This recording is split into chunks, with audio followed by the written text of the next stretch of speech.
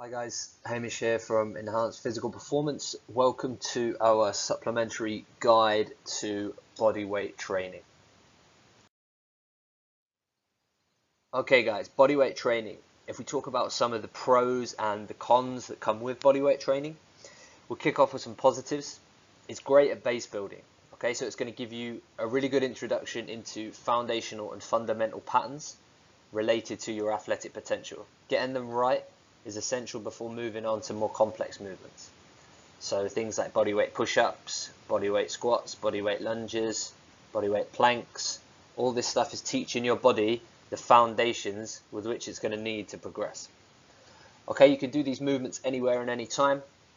So the exercises that I just mentioned, obviously you can do them anywhere. You can do them in the field, you can do them in your bedroom, you can do them in a gym, you can do them anywhere you want to. Okay, because they require minimal equipment, if any.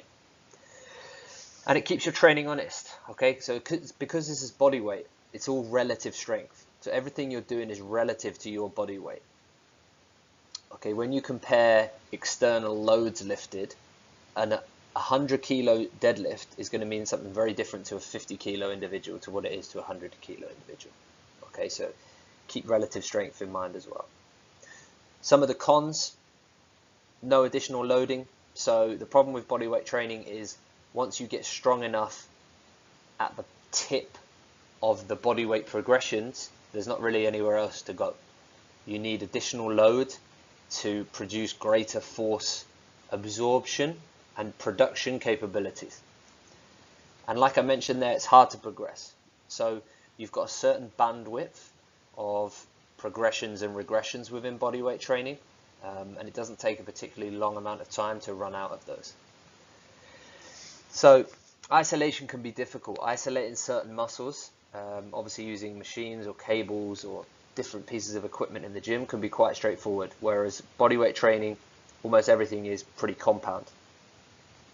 And it can be pretty repetitive. There's only a certain amount of bodyweight movements that are truly going to be effective. And if you're doing them properly, you're going to have to do them quite a lot. So it can become quite repetitive and potentially quite boring. But having said that, it is very, very essential. So who is this presentation for?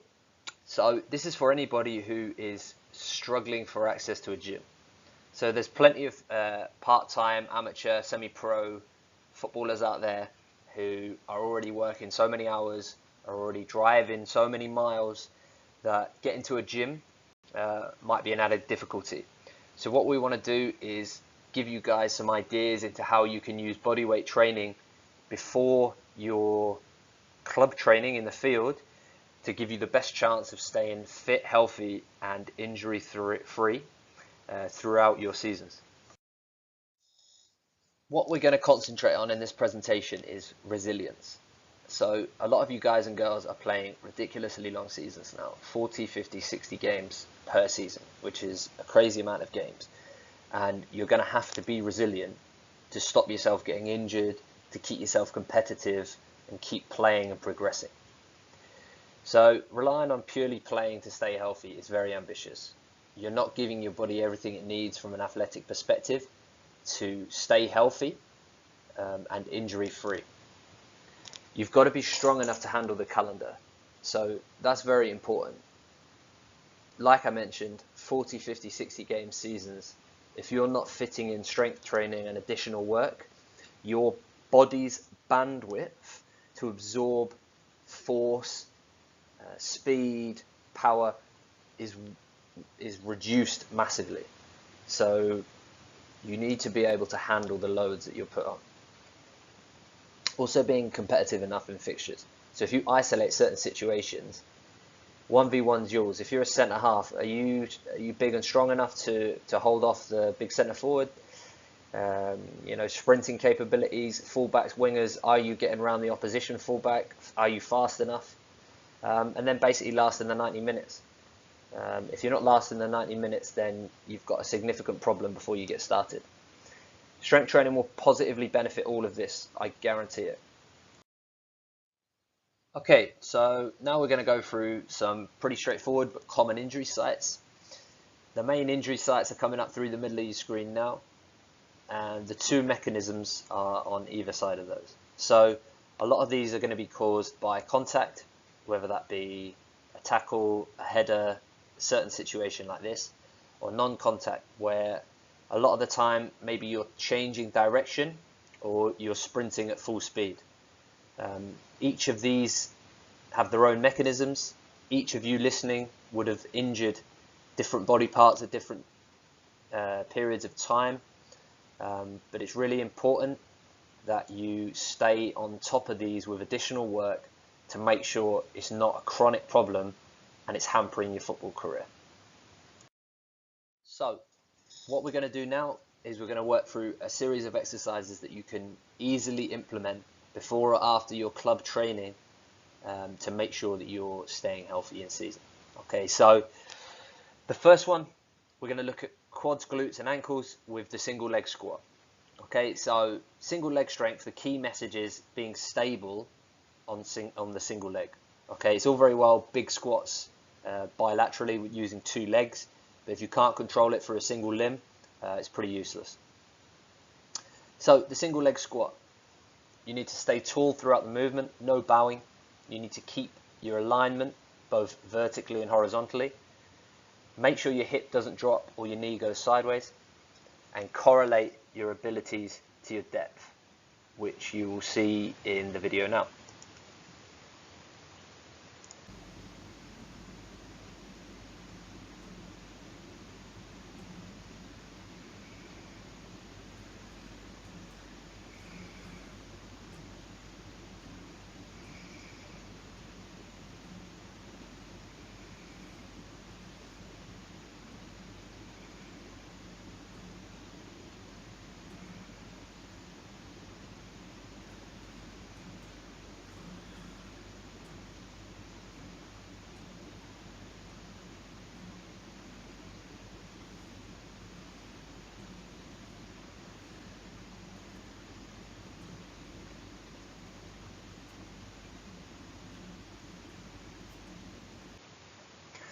Okay, so you obviously heard some pretty deep breathing there, but hopefully it gave you a good insight into the varying depths that you can use with single leg squats. Now obviously there I'm using gym equipment, but you can use footballs, you can use shallow cones, you can use tall cones, manipulate it to your ability.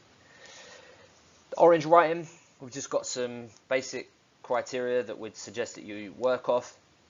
So beginners, 2 times 5 repetitions each leg, shallow depth. Okay, and if you're a stronger, more advanced individual and you're quite comfortable with that, 3 sets of 8 repetitions with each leg using quite a deep depth. Okay, guys. Everybody's nightmare, hamstring injuries. Okay, so how are we going to protect against those? Key message with hamstrings is we need them to be long and strong. Okay, if they're long, that's a good start. If they're strong, that's a good start. You know, if you're short and weak, then you've got a serious problem. You need to develop them to a point of long and strong. Okay, Nordics is a great way to do that. Okay, it's a great way to develop eccentric strength. What you need to do is keep a straight line from your head to your knee throughout the movement, falling as slowly as possible.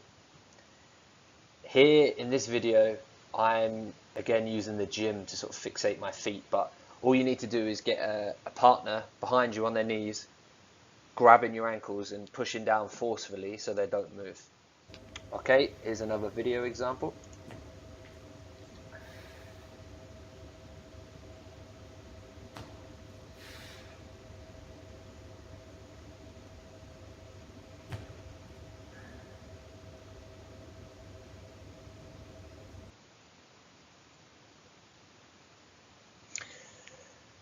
Okay guys, so some of the prescription that we would suggest for this would be, if you're a beginner, 2 times 3 repetitions, which really doesn't sound like much, but trust me, these kick off a lot of DOMs and you are going to be very sore. Advanced guys, 3 times 5 repetitions, go as slow as you can. But like I said, do not try these for the first time close to games because you're going to be very, very sore. So moving on to groins, guys. similarly to hamstrings, you want them to be long and strong, okay? You don't want them to get all uptight, potentially weak, sore and painful. Exercises that we can use for these are something called Copenhagen's, okay? Again, great way to develop isometric and eccentric strength for your groins. What you need to do is keep a straight line from your head to your foot. Hold that throughout, even when you're lowering that bottom leg. Lower the foot under control until you touch the floor. There might be a little bit of dip in your hips, but use a partner to hold the top foot. Okay.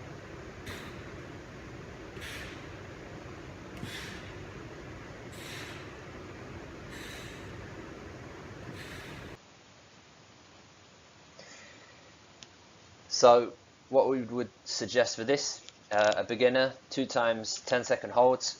So get your partner holding your top foot and then just hold it there. Don't try and go up and down. Just hold yourself in that position for 2 times 10 seconds. The advanced guys, again, partner assisted, get them to put the top foot in their hand. And then you're going to touch your foot to the floor and back up 8 times on each leg for 3 sets. Okay guys, so we move on to something to help protect and strengthen your trunk and glutes.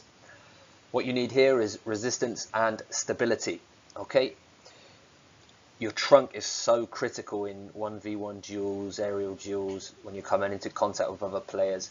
Being stiff through your midsection and holding off, the push or the shove or the aerial arm, anything like that, you've got to be stronger and you've got to be able to tolerate more force in those situations. So it's really important.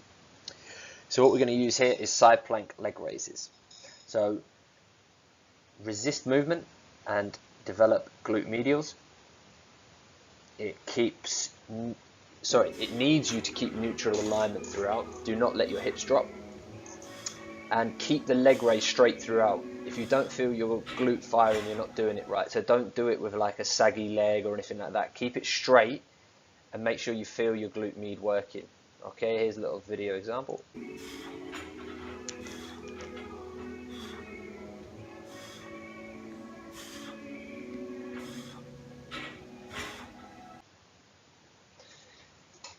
Plenty of blow in there, guys, because it's not as easy as it looks. Beginners, start with 2 times 6 on each side. And the more advanced guys go for 3 times 15 on each side, okay? Okay, so some honourable mentions that you could quite easily put into your program as well, or you could sub things in or out for them. So you've got a Superman plank, top left, develop that trunk strength and challenge your abilities through instability, okay? Underneath that, you've got a glute bridge. Obviously, we need big, strong glutes. And a glute bridge is a very straightforward, simple body weight movement to help you achieve that. Then we've got an ankle stability circuit. You can do almost anything for that. You see me messing it up here. It's just about challenging your ankles. So you want fast contractions, you want slow contractions, you want movements in every direction. You want to make sure you're really challenging your ankle so there's no movement that it goes through on the field that is going to cause it to fail, basically, roll over and give you some significant problems.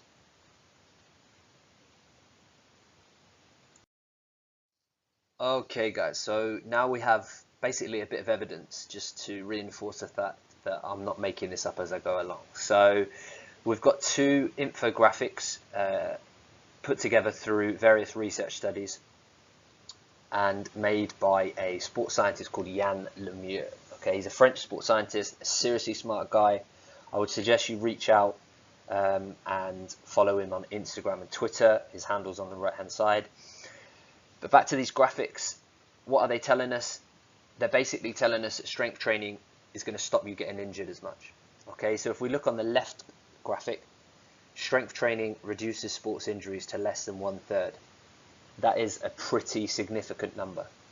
Okay, if we move over to the right hand side, a multi-component injury prevention program within the elite level of professional soccer can have significant effect on the incidence of muscle strains and tears, which are regarded as the most commonly encountered injuries in soccer across many levels. And that's very true, guys. You know, Injuries have almost become commonplace within football, but they don't have to be. If you're strong enough and resilient enough, you're not going to get injured as much. Thanks very much for taking the time to watch this presentation, guys. We really, really appreciate it. If you have any questions, any queries, or anything on any of the content in this presentation or anything regarding your own training, please reach out, okay? We're on various channels, Instagram, Twitter, Facebook, YouTube. The website's up there. The best place to find continuous information on all matters strength and conditioning in football is definitely our blog. Okay, so you just head over to the website, click on blog, and then all our articles will drop down and you can choose where you want to go from there. Okay, get in touch. Thanks very much for your time.